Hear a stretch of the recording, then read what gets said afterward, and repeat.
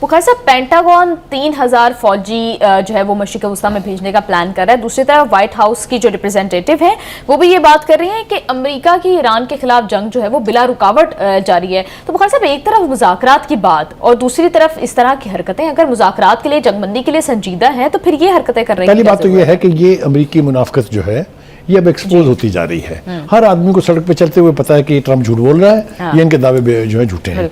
ये जो फौजी भेजने का है ना, इसकी मैं आपको मतलब है बिल्कुल जिम्मेदारी से ये बात कह रहा हूँ। ये फौजी गए थे वियतनाम, वो जंग खत्म होगी, मैंने वहां से जैसे भागे हैं उसका नक्शा तो कई दफा खींचा है। एक और अहम तारीखी हकीकत बताने लगा हूं कि 10,000 फौजियों की लाशें ले जाने की बजाय वापस, ताकि अवाम वहां डिसअपॉइंट ना हो, इन्होंने कहा they are missing in action.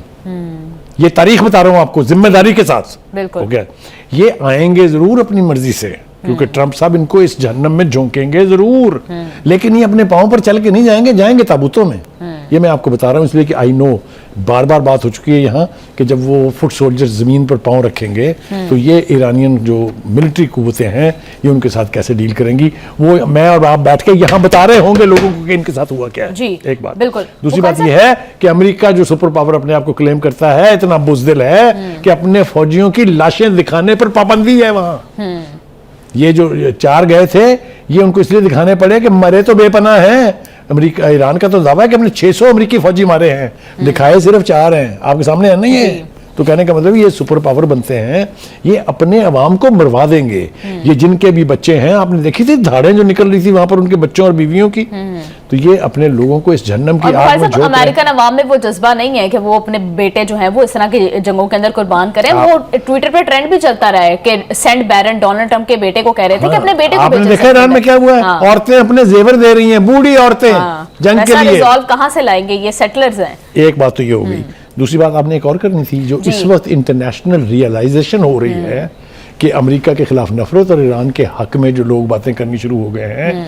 वो मसूद पशकियान जो उनके सदर हैं, उन्होंने कहा कि पाकिस्तान, तुर्की, ईरान, इराक, मिस्र और अरब ममालिक के अवाम अमेरिका और इसराइल और उनके तमाम जराइम के खिलाफ बबांगे दोहल नफरत का इजहार कर रहे हैं। तो जो इंटरनेशनली जो अमेरिका के खिलाफ नफरत बढ़ रही है, इसका भी कोई ना कोई असर जरूर अमेरिकी अवाम को भुगतना पड़ेगा। बिल्कुल साहब, इसकी एग्जाम्पलिफिकेशन हमने देखी है।